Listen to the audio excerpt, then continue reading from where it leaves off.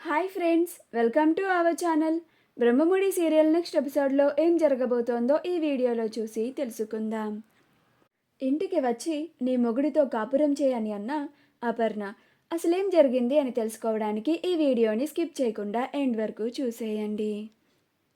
రుద్రాని కావ్య రాజులిద్దరూ విడిపోవాలని కోరుకుంటోందని స్వప్న రుద్రాని పైన ముసుగేసి మరీ కుమ్మి పడేస్తుంది. ఆ తరువాత తనకేమీ తెలియనట్టుగా వచ్చి, ఏమైందత్తా, ఎవరు కుట్టారు నిన్ను, అయ్యో పాపం అని జాలిగా మాట్లాడుతూ ఉంటుంది. ఆ తరువాత రుద్రాని, నాకెందుకో నీ పెళ్ళాం మీదే డౌట్ వస్తుందిరా నాకు అని అంటుంది. అప్పుడు రాహుల్, అవును మమ్మీ, నాకు కూడా అదే అనిపిస్తుంది. ఈ ఇంట్లో మనకి ఎదురుగా వచ్చేది అదొక్కతే అని అంటాడు. అప్పుడు రుద్రాని, చెప్తాను, దాని సంగతి కూడా చెప్తాను. ఈ కావ్య రాజులని పూర్తిగా శాశ్వతంగా విడదీసేసిన తరువాత ఆ స్వప్నని కూడా అడ్డు తొలగించుకుందాము అని అంటుంది. అప్పుడు రాహుల్, ఆ పని చేయి మమ్మీ, ముందు నాకు దాని గోల తప్పుతుంది అని అంటాడు. అప్పుడే స్వప్న రాహుల్ అని అరుస్తుంది. అప్పుడు ఇద్దరు ఒక్కసారిగా ఉలిక్కిపడి, అమ్మో, ఎక్కడ వాళ్ళ మాటలు వినేసిందా అని ఒకసారి బయటకు తొంగి చూసుకుంటూ ఉంటారు. ఆ తరువాత రాహుల్, అమ్మయ్య, ఇక్కడ అది లేదులే మమ్మీ, చెప్పు అని అంటాడు. అప్పుడు రుద్రాని, నేను కూడా అది ఎక్కడ వినేసిందో అని కాసేపు కంగారు పడ్డాన్రా అని అంటుంది.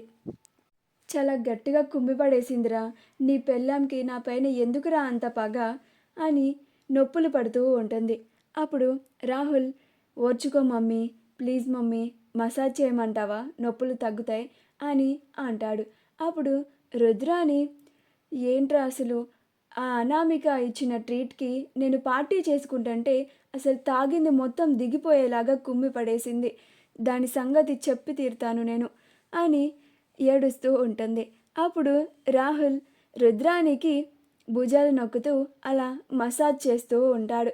అప్పుడు రుద్రాని కొంచెం రిలీఫ్గా ఫీల్ అవుతూ ఉంటుంది. మరుసటి రోజు అపర్ణ కావ్యకి కాల్ చేస్తుంది. అప్పుడు కావ్య లిఫ్ట్ చేసి, హలో అత్తయ్య గారు, ఎలా ఉన్నారు అని అంటుంది. అప్పుడు అపర్ణ, ఈ అత్తయ్య గారు ఇప్పుడు గుర్తుకు వచ్చారా నీకు, ఇప్పుడు ఎలా ఉన్నారు అని అడగాలనిపిస్తుందా, కనీసం నేను హాస్పిటల్ నుంచి తిరిగి ఇంటికి వచ్చాక నన్ను చూడడానికి ఒక్కసారి కూడా రాలేదు అని అంటుంది. అప్పుడు కావ్య, మధ్యలో జరిగిన సంఘటనలు, పరిస్థితులు మీకు అన్నీ తెలుసు కదా అత్తయ్య గారు అని అంటుంది. అప్పుడు అపర్ణ, సరే గుడిలో కలుసుకుందాము, గుడికి రా అని చెప్తుంది. అప్పుడు కావ్య, ఎందుకు అత్తయ్య గారు అని అంటుంది. అప్పుడు అపర్ణ, నేను రమ్మన్నానా, సైలెంట్గా గుడికి రా, అక్కడ చెప్తాను అని అంటుంది. అప్పుడు కావ్య, అలాగే అత్తయ్య అని కాల్ని కట్ చేస్తుంది. అప్పుడు ఈ విషయం అపర్ణ ఇందిరాదేవికి చెప్పాలి అని హాల్లో ఇందిరాదేవి టీవీ చూస్తూ ఉంటుంది. అప్పుడు అపర్ణ ఇందిరాదేవి దగ్గరికి వెళ్ళి, అత్తయ్య గారు, నేను ఇలా కావ్యని గుడికి రమ్మని చెప్పాను, కావ్య కూడా గుడికి వస్తాను అని అంది. నేను కావ్యతో మాట్లాడి తనని ఒప్పించి మళ్ళీ రాజ్ కావ్యలు ఇద్దరూ కలిసేలాగా చేస్తాను అని అంటుంది. అప్పుడు ఇందిరాదేవి, చాలా మంచి పని చేస్తున్నావు అపర్ణ, త్వరగా వెళ్ళి కావ్యని కలిసి తనతో మాట్లాడి మళ్ళీ తను తిరిగి మన ఇంటికి వచ్చేలాగా చెయ్యి అని అంటుంది. అలా అపర్ణ, సరే అత్తయ్య గారు, నేను గుడికి వెళ్ళొస్తాను అని చెప్తుంది. అప్పుడు ఇందిరాదేవి, అలాగే అపర్ణ అని అంటుంది. ఇదంతా దొంగచాటుగా రుద్రాని విని, అమ్మ వదిన, ఇంత పని చేస్తున్నావా, నేను అనామిక ఏమో కష్టపడి వాళ్ళిద్దరినీ విడతీస్తే నువ్వు మళ్ళీ ఆ కావ్యని గుడికి పిలిపించి ఇద్దరిని కలపాలని ప్రయత్నిస్తావా, నీ సంగతి చెప్తానాగు, వెంటనే ఈ విషయం రాజ్కి తెలిసేలాగా చేస్తాను అని రాజ్కి చెప్పడానికి ప్రయత్నిస్తూ ఉంటుంది. రాజ్ ఇంకా నిద్ర లేకపోవడంతో రుద్రాని, రాజ్ ఎప్పుడు లెగుస్తాడా, ఎప్పుడు ఈ విషయాన్ని రాజ్ చెవిలో వేద్దామా అని కాసుకొని కూర్చుని ఉంటుంది. అపర్ణ గుడిలో కావ్య కోసం ఎదురు చూస్తూ ఉంటుంది. అలా కావ్య గుడికి వెళ్తుంది.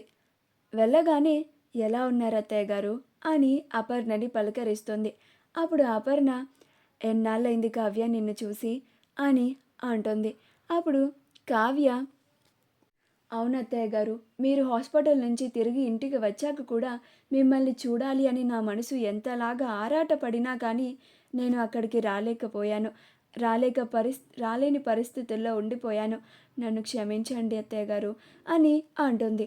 అప్పుడు అపర్ణ, ఆ విషయం పక్కన పెట్టులే కానీ అసలు అవార్డ్ నీకు రావడం ఏమిటి? అసలు ఆ కంపెనీకి నువ్వు డిజైన్స్ వేయడం ఏంటి కావ్య అని అంటుంది. అప్పుడు కావ్య ఆ అనామిక మోసం చేసిన దాని గురించి మొత్తం అపర్ణకి వివరంగా చెప్తుంది. అప్పుడు అపర్ణ, ఆ అనామిక గెలిచింది. మన కుటుంబ సంస్థ పైన, కంపెనీ పైన దెబ్బ కొట్టింది. మీ కాపురాన్ని ఇంకాస్త ముక్కలు చేసింది. నిన్ను ఇంకాస్త దిగజారిపోయేలాగా అందరి ముందు రుజువు చేసింది. ఆ అనామిక మన కుటుంబం పైన పగ పెంచుకొని ఇంత పని చేస్తుంది అని అస్సలు ఊహించలేదు అని అంటుంది. అప్పుడు కావ్య, అవునత్తయ్య గారు, ఆ అనామిక నిట్ట నిలువున నన్ను మోసం చేసి ముంచేసింది. ఆఖరికి ఆయన తరువాత మావయ్య గారితో సహా నేను చెప్పిన మాటలు అస్సలు వినలేదు. ఇందులో నా తప్పేమీ లేదు అత్తయ్య గారు అని చెప్తూ ఉంటుంది. అప్పుడు అపర్ణ, నాకు తెలుసు కావ్య, ఇందులో నీ తప్పేమీ లేదు అని. నువ్వు మన కుటుంబానికి నష్టం జరిగేలాగా నువ్వు అసలు ఎప్పుడూ చేయవు అని, ఇది ఏదో పొరపాటు వల్ల లేక ఏదో కుట్ర జరిగి ఇలా జరిగి ఉంటుంది అని నేను ముందే అనుకున్నాను అని అంటుంది. అప్పుడు కావ్య, చాలా థ్యాంక్స్ అత్తయ్య గారు, మీరైనా నన్ను అర్థం చేసుకున్నారు అని అంటుంది. అప్పుడు అపర్ణ, వాడు నిన్ను పూర్తిగా అపార్థం చేసుకొని నీపైన ద్వేషాన్ని పెంచుకున్నాడు. అందుకే నువ్వైనా అర్థం చేసుకొని నువ్వైనా మన ఇంటికి వచ్చి చక్కగా నీ మొగుడితో కాపురం చేసుకో కావ్య అని అంటుంది. అప్పుడు కావ్య అలానే ఆశ్చర్యంగా అపర్ణని చూస్తూ, నేను రావాలా అత్తయ్య గారు అని అంటుంది.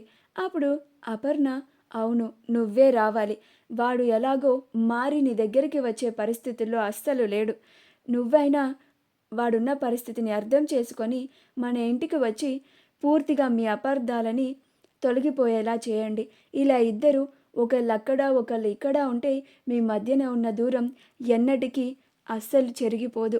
ఇంకా మీరిద్దరూ అలా దూరంగానే జీవితాంతం ఉండాల్సిన పరిస్థితి కూడా ఎదురవుతుంది అని అంటుంది. ఈలోగా రాజ్ లేచి కిందకి వచ్చి, నానమ్మ, అమ్మ ఎక్కడికి వెళ్ళింది అని అడుగుతాడు. ఈలోగా రుద్రాణి వచ్చి, మీ అమ్మ గుడికి వెళ్ళింది రాజ్, ఆ కావ్యతో మాట్లాడడానికి గుడికి వెళ్ళింది అని చెప్తుంది. అప్పుడు రాజ్కి చాలా కోపం వస్తూ ఉంటుంది. మా వీడియో కనుక మీకు నచ్చినట్లయితే లైక్ చేయండి, షేర్ చేయండి, మా ఛానల్ని సబ్స్క్రైబ్ చేసుకోండి, పక్కనే ఉన్న బెల్ ఐకాన్ని క్లిక్ చేయడం మాత్రం మర్చిపోకండి.